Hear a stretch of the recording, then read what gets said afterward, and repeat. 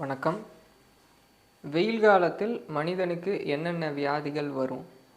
அந்த வியாதிகளை எப்படி நம்ம ப்ரிவென்ட் பண்ணுறது? வியாதி வந்துட்டா எப்படி நம்ம வீட்டிலேயே சரி பண்ணிக்கிறது? அப்படின்ற முறை இந்த வெயில் காலத்தை வெற்றி கொள்வோம் அப்படின்ற 2வது காணொளியில் நம்ம பார்க்க போகிறோம். இப்போ நம்ம அதை பார்க்க போகிறோம். அதுக்கு முன்னாடி இதுக்கு முந்தின பதிவு கான்கொயர் சம்மர் வெயில் காலத்தை வெற்றி கொள்வோம் 1வது காணொளியில் தான் வெயில் காலத்தை நம்ம எப்படி நமக்கு சாதகமாக பயன்படுத்துறது அப்படின்றத சொல்லியிருக்கிறோம். அப்போ அது பார்க்கல அப்படின்னா அதை முதல்ல பாருங்கள். அந்த தகவலுடைய தொடர் தான் இந்த தகவல். அப்போ முதல்ல வெயில் காலம் அப்படின்றப்ப வரவிருக்க வேண்டிய பிரச்சனைகள் எல்லாமே நீர் சார்ந்த பிரச்சனைகள் முதல்ல உண்டாகும்.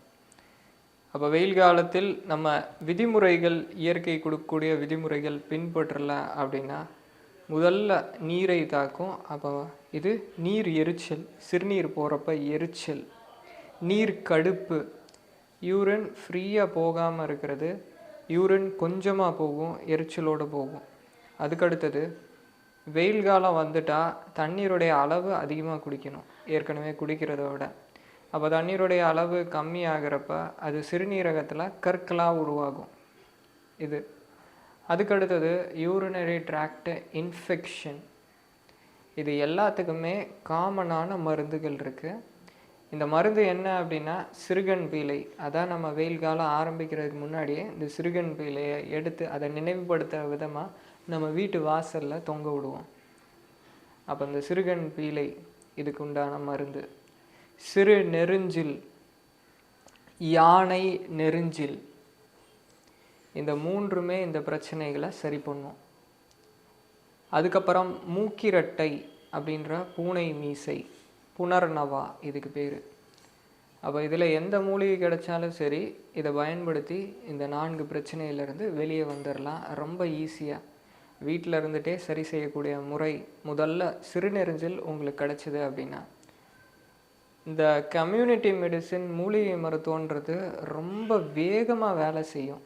நீங்கள் மருந்து எடுக்கிறத விட மற்ற ட்ரீட்மெண்ட் எதுவாக இருந்தாலும் பச்சை மூலிகைகள் பயன்படுத்துகிறப்போ ரொம்ப வேகமாக வேலை செய்யும், செலவே இல்லாமல் வேலை முடியும். அப்படி நீங்கள் சந்தையில் போய் வாங்கினாலும் செலவு ரொம்ப கம்மி தான். இப்போ சிறுநெருஞ்சில் உங்கள் கைக்கு கிடைக்கிது அப்படின்னா இந்த பிரச்சனை இருக்கிறப்ப சிறுநெருஞ்சில் கைப்பிடி அளவு எடுத்துக்கோங்க. இது கூட 21 மிளகு, 1 ஸ்பூன் சீரகமும் சேர்த்து நல்லா செதைச்சி போட்டுடணும். தட்டி போட்டு 4 டம்ளர் தண்ணி ஊற்றி 1 டம்ளராக சுண்டை வற்ற வச்சு இதை வடிகட்டி காலையில் ஒரு நேரம், சாயந்தரம் வெறும் வயிற்றில் ஒரு நேரம் இதை எடுத்துக்கணும். இதை எடுத்துக்கும் போதே யூரின் நல்ல ஃப்ரீ ஆகும். அதுக்கப்புறம் இப்போ நம்ம ஏற்கனவே சொன்ன பிரச்சனைகள் எல்லாமே சால்வ் ஆகும். ஒரு 5 நாள்லேருந்து 10 நாள் வரை எடுத்துக்கிற மாதிரி இருக்கும். இது இப்போ யானை நெருஞ்சில் உங்களுக்கு கிடைச்சது அப்படின்னா அதை விட இது நல்ல வீரியமாக பெஸ்ட்டாக வேலை செய்யும். இந்த யானை நெருஞ்சில் இதை செய்கிறதுக்கே நமக்கு ஒரு மகிழ்ச்சியாக இருக்கும். இந்த யானை நெருஞ்சில் எடுத்துக்கோங்க. நல்ல நிறைய இலைகள் கைப்பிடி அளவு எடுத்து தண்ணீரில் லேசாக கழுவிக்கணும். கழுவிட்டு தண்ணீரில் ஒரு 1/4 மணி நேரம் போட்டு வச்சுருங்க.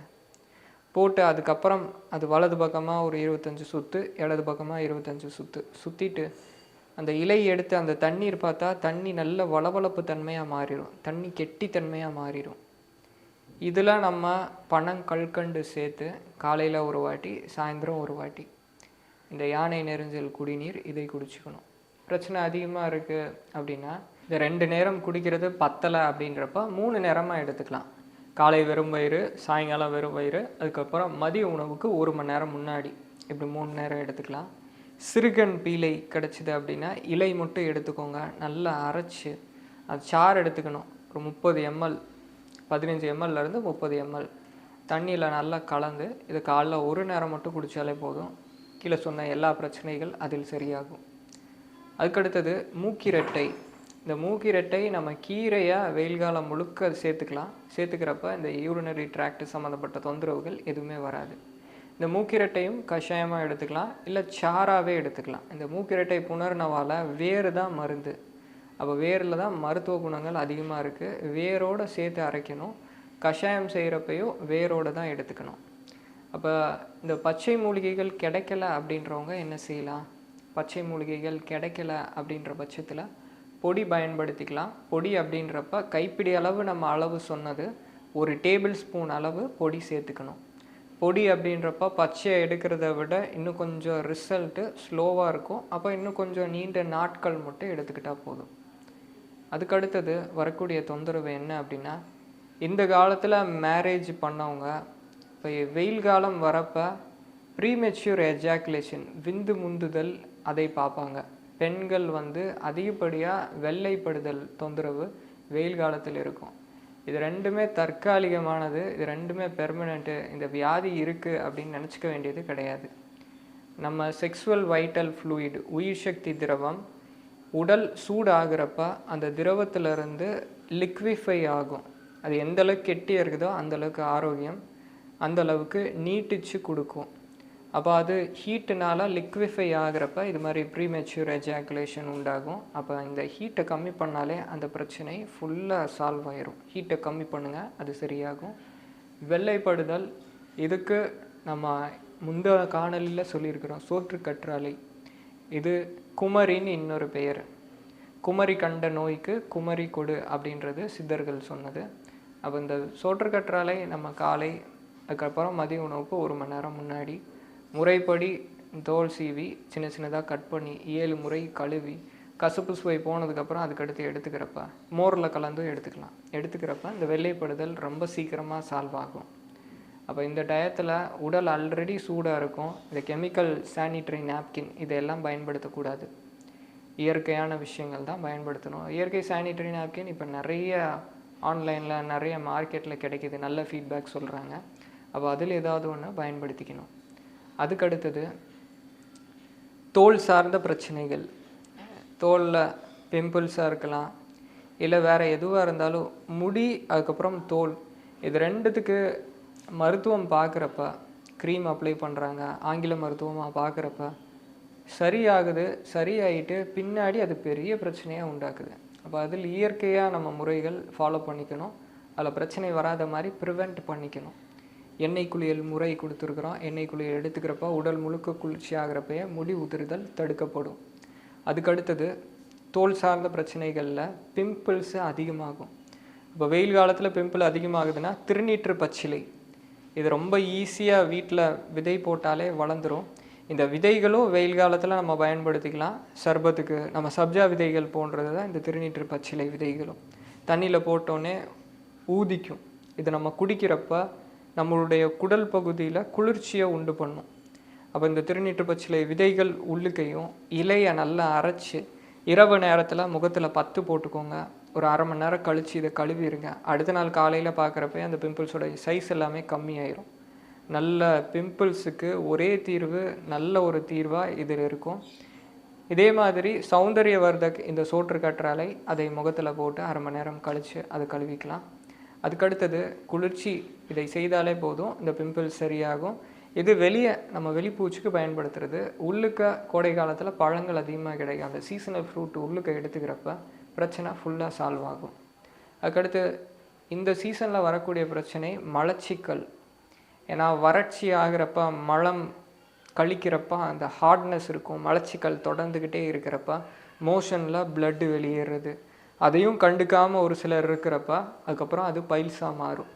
அப்போ இதுக்கு முதல்ல வெயில் காலம்னா நார் சத்து ரொம்ப அதிகமாக எடுத்துக்கணும். அப்போ அந்த மலச்சிக்கல் பிரச்சனை தடுக்கப்படும். அப்புறம் வெயில் காலத்தில் செய்ய வேண்டிய விஷயங்கள் என்னென்னன்றது சொல்லியிருக்கிறோம். சொட்டுக்கற்றாழை, வெள்ளை பூசணி எடுக்கிறது. அதுக்கடுத்தது அல்கலின் தன்மை அதிகமாக இருக்கிற இந்த வெள்ளரிக்காய் வெயில் காலத்தில் தான் கிடைக்கும். வெயில் காலம் முழுக்க வெள்ளரிக்காய் நம்ம பயன்படுத்தணும். அப்போ இதை எல்லாத்தையுமே ஃபாலோ பண்ணணும். காரங்களில் பச்சை மிளகா, வரமிளகா, மிளகாய் பொடி இந்த காரத்தை தவிர்த்துட்டு மிளகு காரம் அதிகமாக சேர்த்துக்கணும். அப்போ பைல்ஸு, கான்ஸ்டிபேஷன். அதுக்கடுத்தது இந்த வறட்சி எப்பயுமே இருக்கிறனால நீங்கள் கார உணவுகள் வெயில் காலத்தில் எடுத்துக்கிட்டால் வெளி சாப்பாடு, மசாலா ஐட்டம் அதிகமாக இருக்கிற இல்லை கெமிக்கல் சார்ந்த உணவுகளோ மருந்துகள் எடுத்துக்கிட்டாலும் வயிற்றை புண்ணாக்குறதுக்கு அதிக வாய்ப்பு இருக்குது. அப்போ வயிற்று புண்ணுக்கு மருந்து அதே சோற்று கற்றாழை. இப்போ சோத்துக்கற்றாழை எடுத்துக்கிறப்ப வாயிலிருந்து மலக்குடல் வரை ஒரு ப்ரொடெக்ஷன் லேயர் உண்டாகும். அது டெமூல்சியன்ட் ப்ராப்பர்ட்டி உடையது. அப்போ அதை தொடர்ச்சியாக வெயில் காலம் முழுக்க எடுத்துக்கலாம். எடுத்துக்கிறப்ப இந்த பிரச்சனை வராது. அதுக்கடுத்தது வேறு என்னென்ன தொந்தரவுகள் வரும் அப்படின்னா அம்மை.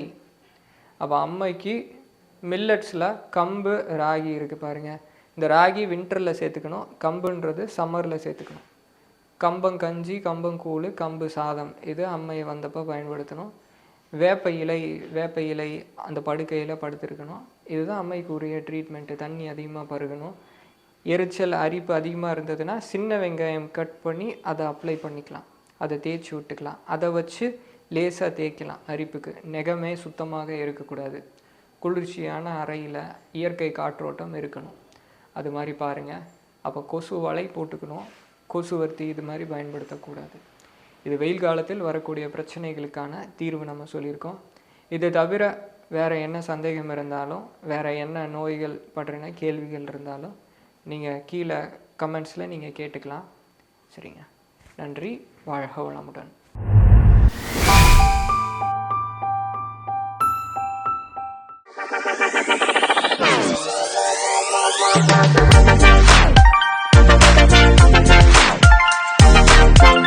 Bye.